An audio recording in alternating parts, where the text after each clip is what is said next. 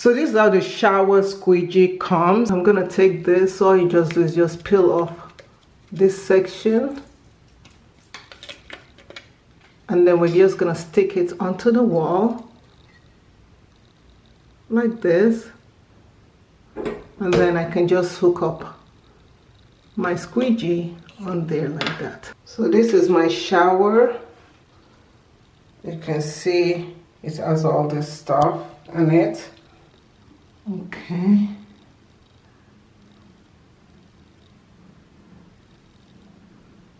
So you can see how well it's removing the water and everything. It's so clear, so smooth.